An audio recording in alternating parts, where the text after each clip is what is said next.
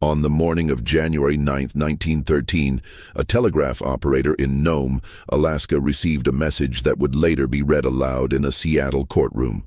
The message was brief. It concerned weather conditions along the Bering Coast and the movement of ice fields near Port Clarence. It was logged, time-stamped and filed according to standard procedure. No one marked it as urgent. 3 men read that message before noon. One of them dismissed it. Another suggested waiting.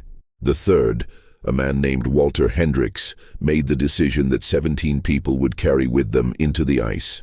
Hendricks was not reckless by nature. He was 41 years old, a contract agent for the Alaska Steamship Company, and had spent 11 winters coordinating supply runs between Nome and smaller settlements along the coast. His job was to assess risk and make calls when captains wavered. He was known for being careful. In the winter of 1912, he'd canceled 2 runs that other agents would have approved. Both times, storms arrived within hours of his decision. But January of 1913 was different. The SS Corwin, a coal-fired steam freighter, had been delayed in Nome for 6 days, waiting for a break in the weather. Cargo was stacked on the dock, medical supplies, fuel oil, and mail sacks bound for settlements that had been cut off since mid-December. The delay was costing the company $800 a day. Hendricks had received 2 separate wires from the regional supervisor in Seattle, both phrased politely but with clear expectation. Get the ship moving. The Corwin was not a large vessel. She was 140 feet long, wood-hulled, reinforced at the bow for light ice work. Her captain was a Norwegian named Olaf Svensson, 53 years old, with 22 years of Arctic navigation behind him.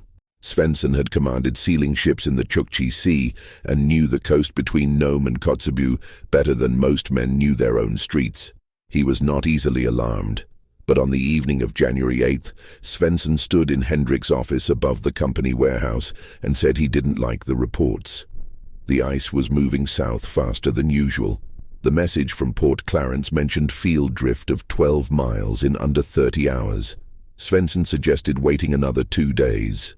Hendricks consulted the log. The weather window was narrow but present. Winds had dropped to 15 knots. Visibility was reported as fair along the first 100 miles of the route. The Corwin had made this run in worse conditions.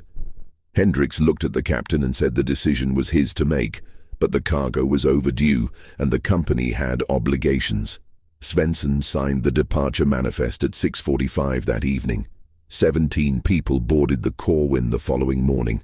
12 were crew, 5 were passengers. A doctor traveling to Tella, 2 miners returning to claims near Shishmaref, a postal clerk, and a woman named Evelyn Marsh, age 34, who was joining her husband at a mission station in Deering. Marsh carried 2 trunks, a sewing machine, and a wooden crate containing her daughter's winter clothing. The girl had died of pneumonia in November. Marsh was bringing the belongings to be buried near the mission where her husband worked. The Corwin cleared Nome Harbor at 9:23 on the morning of January 9th, 1913. The last person to see her underway was a lighthouse keeper named Raymond Poole, stationed on the breakwater. He noted her departure in his daily log. He also noted that the sky to the northwest had a peculiar cast, pale and dense at the same time, what older sailors called ice blink. It was the reflection of pack ice against low cloud cover, visible from a distance of 30 or 40 miles. Poole did not send a signal. There was no protocol for such an observation. But in his personal diary, recovered years later by his son, he wrote, "The Corwin went out this morning. I would not have." Walter Hendricks spent that day in his office, working through manifests for the next supply run. At 4 in the afternoon, he received a routine wire from Port Clarence, confirming clear passage as of noon. He filed it with the others. He had no reason to believe the Corwin was in difficulty. By sunset, the ship was 60 miles northwest of Nome, moving through open water at 8 knots. The ice was still distant, a white line on the horizon. Svensson noted the ship's position in the log at 6:15.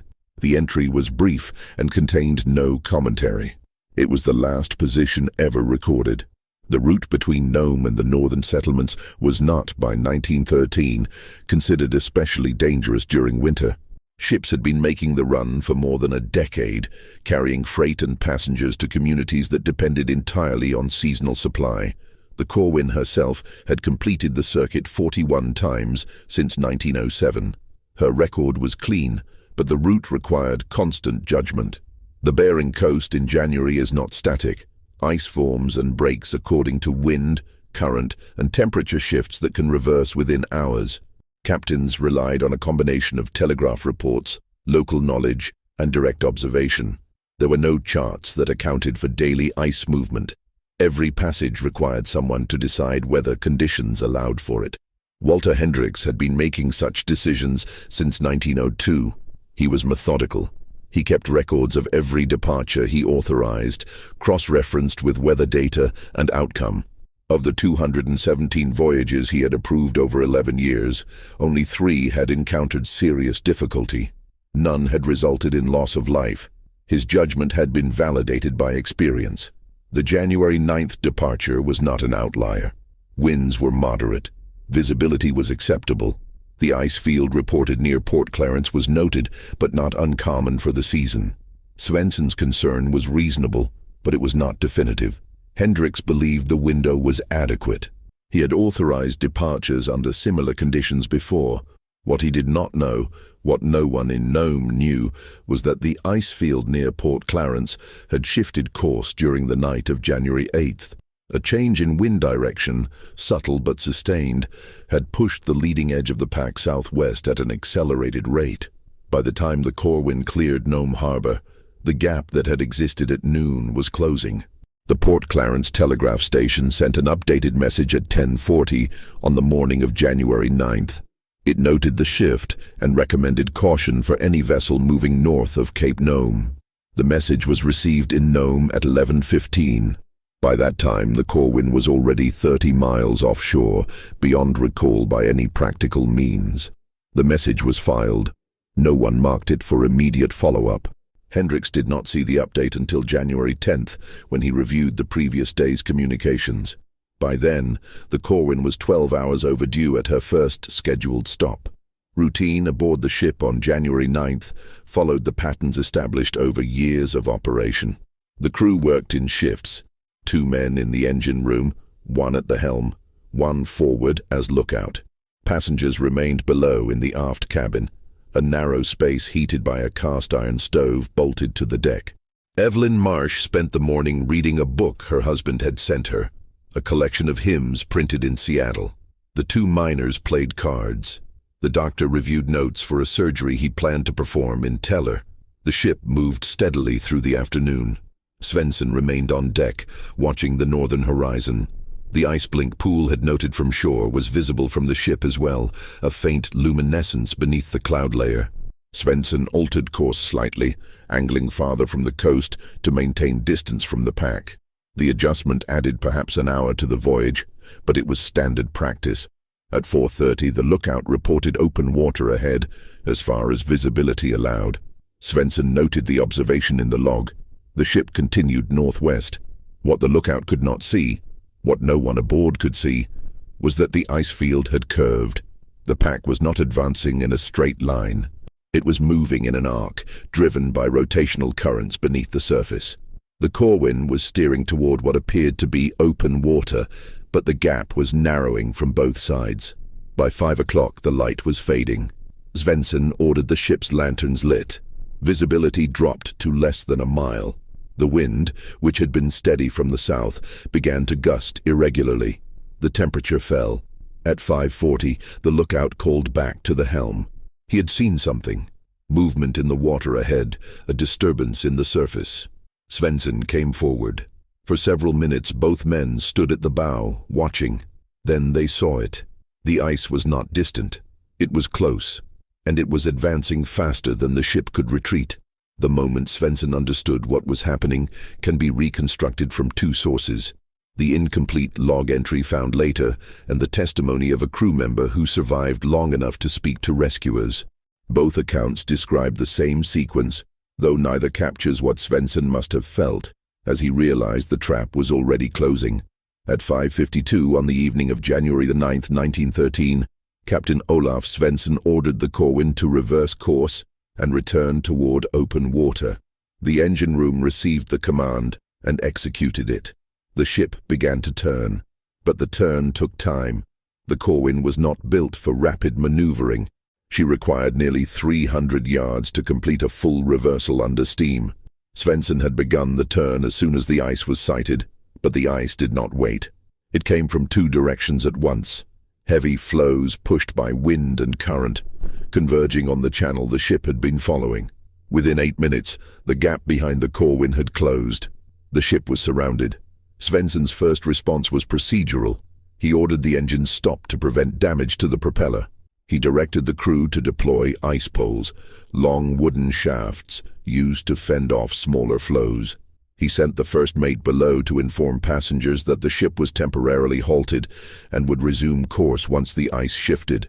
The message was calm and contained no alarm. It was the message a captain gives when he believes the situation is temporary.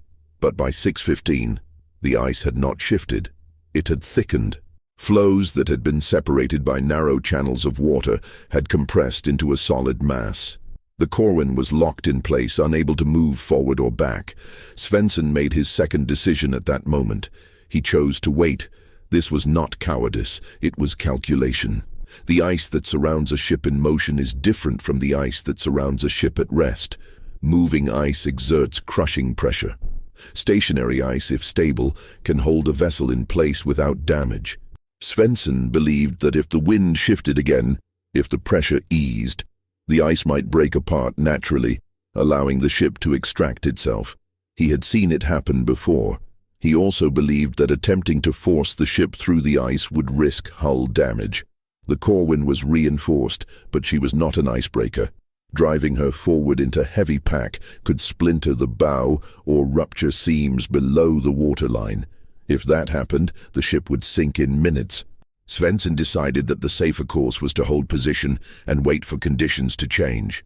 He did not know that the ice was not stable. He did not know that the pack was still advancing, driven by offshore winds that would not reverse for another 36 hours. He did not know that the pressure on the hull was already building, undetectable from the deck, but measurable in the slow, grinding complaints of the ship's timbers. At 6:45, Svensson sent a distress signal by wireless. The message was brief: position, situation, request for standby assistance. The signal was received in Nome at 6:51. Hendricks was not in the office. The message was logged and set aside for his review in the morning. Aboard the Corwin, the evening proceeded with forced normalcy. Passengers were served a cold supper in the aft cabin. The crew rotated watches. Svensson remained on deck, monitoring the ice and the sky. The wind had picked up. Snow began to fall lightly, reducing visibility to near zero. At 8 o'clock, one of the miners asked the first mate how long they would be stopped. The mate said it was hard to predict. Perhaps a few hours, perhaps until morning. The miner nodded and returned to his bunk. Evelyn Marsh asked if she could send a message to her husband. The mate said the wireless was reserved for operational communication, but he would ask the captain in the morning. By 9:30, most of the passengers were asleep. The crew on watch kept lanterns burning at bow and stern. The ship was silent, except for the low hiss of the stove and the occasional crack of ice shifting against the hull.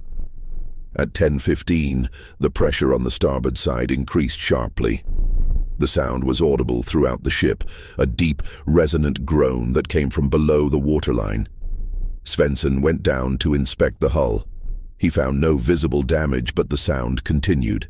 He ordered the bilge pumps started as a precaution. At 11 o'clock, the first seam opened. It was small, a fracture no wider than a man's thumb, located near the stern where the hull met the keel. Water began to enter the ship at a rate of approximately 4 gallons per minute. The pumps kept pace, but only just. Svensson made his third decision then. He woke the passengers and informed them that the ship was taking on water. He told them to dress warmly and gather on deck.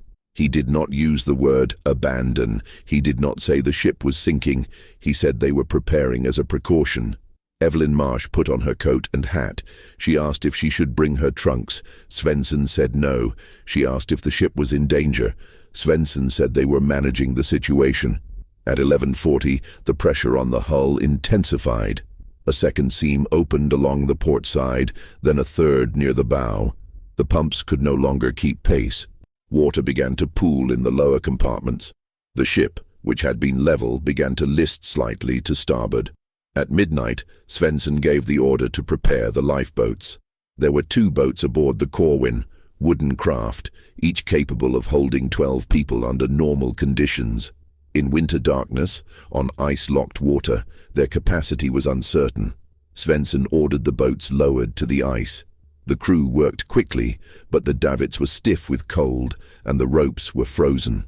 It took 20 minutes to get both boats onto the ice beside the ship. By 12:30, the Corwin was listing at 15 degrees. The aft cabin was flooding. The stove had been extinguished. Passengers and crew assembled on the ice beside the lifeboats, illuminated by lanterns hung from the ship's rail. Svensson was the last to leave the vessel. He carried the ship's log, a sextant, and a canvas bag containing flares and emergency rations.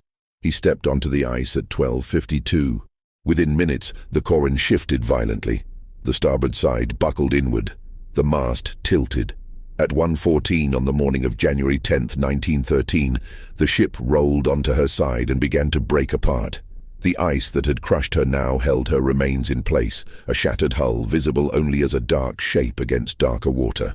17 people stood on the ice in total darkness, 8 miles from the nearest shore. The distress signal sent by Svensson at 6:45 on January 9th was not reviewed by Walter Hendricks until 8:30 the following morning. By that time, the Corwin had been destroyed for more than 7 hours. Hendricks' response was immediate. He contacted the regional supervisor in Seattle, requested authorization for a rescue mission, and began coordinating with available vessels in Nome. The problem was simple. There were no icebreakers in port. The only ship capable of approaching the area where the Corwin had last reported was a coal tender, the Hattie Gage, which was not designed for ice work, but could attempt passage in marginal conditions. The Hattie Gage departed Nome at 2 o'clock on the afternoon of January 10th. She carried a crew of 8 and extra fuel in case the rescue required extended operation. Hendricks stood on the dock and watched her leave. He did not board. His role was coordination, not field action. But later accounts suggest he remained in the office for the next 48 hours, monitoring telegraph reports and weather updates without rest. The Hattie Gage reached the last known position of the Corwin on the morning of January 11th. The ice had shifted again. The rescue crew found debris, sections of hull, shattered planking, a mast broken cleanly in half. But no survivors. They spent 6 hours searching the area, moving slowly through broken pack and calling out. They found no one. A second search was conducted on January 12th, this time with 2 vessels and a land-based party moving north from Cape Nome. The weather had cleared slightly. Visibility was better. The search covered a radius of 15 miles from the Corwin's last position. Again, nothing. No lifeboats, no bodies, no signals. On January 14th, a coastal patrol from Port Clarence reported sighting wreckage consistent with the Corwin approximately 30 miles northwest of the original search area. The ice had carried the debris during the intervening days. A third search was organized, but by then the weather had turned again. Winds reached 50 knots. Visibility dropped to 0. The search was suspended. No trace of the 17 people aboard the Corwin was ever found. Not a body, not a lifeboat, not a piece of identifiable personal property. The ice, which had destroyed the ship, had also erased the evidence of those who had been aboard. The official inquiry began in Seattle on February 3, 1913. Hendricks was called to testify on the second day. He brought with him the complete file of communications related to the Corwin's departure, weather reports, departure manifests, telegraph logs, and his own notes. He was questioned for 4 hours. The inquiry focused on the decision to authorize departure on January 9th. Hendricks was asked whether he had reviewed all available weather data. He confirmed that he had. He was asked whether Captain Svensson had expressed concern. Hendricks acknowledged that Svensson had suggested a delay, but noted that the final decision to depart had been the captain's. He was asked whether he had seen the updated weather report sent from Port Clarence on the morning of January 9th. He said he had not. The message had been filed routinely, and he had reviewed it only on January 10th, after the Corwin was already overdue. The board asked why the message had not been flagged as urgent. Hendricks said there was no protocol for such flagging. Weather updates arrived constantly. The telegraph operator filed them in sequence. Hendricks reviewed them when time allowed. On the morning of January 9th, he had been occupied with other matters. He had assumed the departure was proceeding normally. The board asked if he believed the departure should have been delayed. Hendricks paused before answering. Then he said, "Based on the information I had at the time, I believed it was safe to proceed. Based on the information I did not have, it was not." The board issued its findings on March 2nd, 1913. The report concluded that the loss of the Corwin was the result of unforeseen ice movement and that no individual bore direct responsibility for the disaster. The report noted deficiencies in communication protocols and recommended improvements in weather reporting coordination. Walter Hendricks was not formally censured. The Alaska Steamship Company retained him in his position, but something had changed. Hendricks continued to authorize departures for another 6 years, but his decisions became notably more conservative. Records show that between 1913 and his retirement in 1919, he canceled 41 voyages due to weather concerns, more than double the number he had canceled in the previous 11 years. Other agents began to defer to his judgment. When Hendricks said conditions were unsafe, no one questioned him. He never spoke publicly about the Corwin after the inquiry. He gave no interviews. He wrote no memoirs. When he retired, he moved to Oregon and worked as a clerk in a freight office until his death in 1934. His personal papers, donated to the University of Washington in 1957, contain almost no reference to the disaster. There is one exception: a single sheet of paper, undated, filed among miscellaneous correspondence.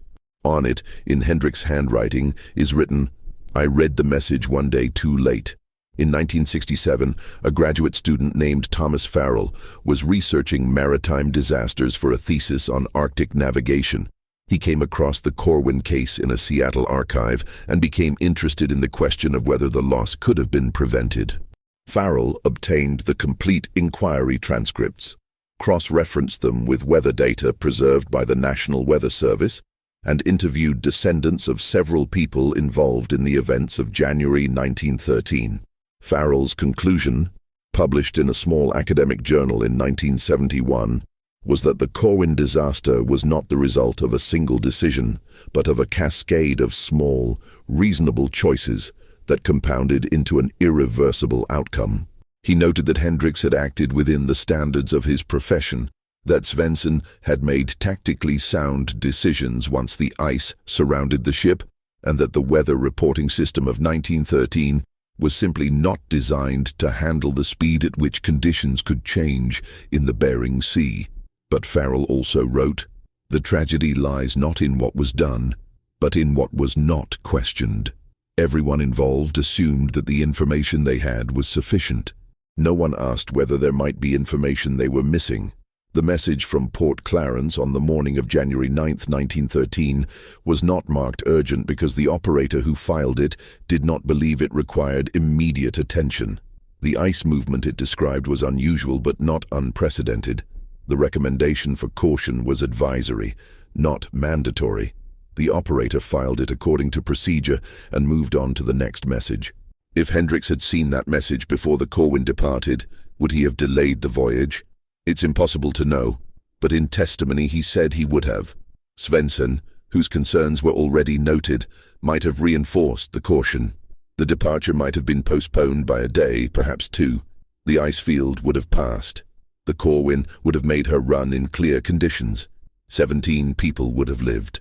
Evelyn Marsh's husband, a missionary named Samuel Marsh, remained at the Deering station for 3 more years. He never remarried. In 1916, he left Alaska and returned to Pennsylvania, where he worked as a school teacher until his death in 1941. His daughter's belongings, which Evelyn had been bringing to bury near the mission, were never recovered. There is no grave. The two miners aboard the Corwin were brothers, Garrett and Lyle Hobson, originally from Montana. Their claim near Shishmaref was later worked by other prospectors. It produced modest gold yields for 5 years, then played out. No one remembered the Hobsons. The doctor traveling to Teller was named Edward Parrish. He had been scheduled to perform surgery on a child with a ruptured appendix. The child died on January 12th, 3 days after Parrish was supposed to arrive. A different doctor reached Teller the following week.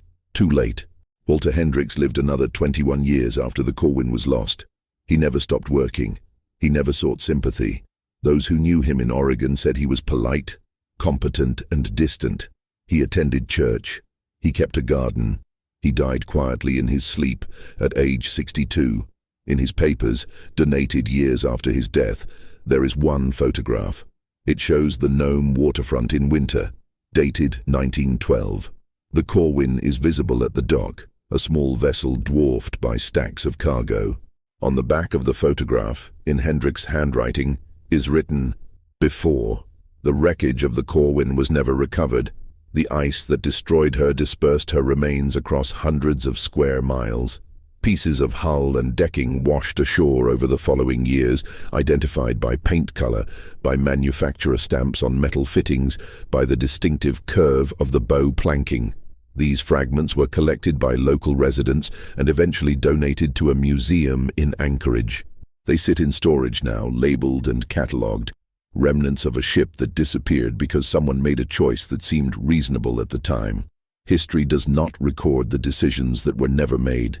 It records only the outcomes. Walter Hendricks authorized a departure. Olaf Svensson agreed to it.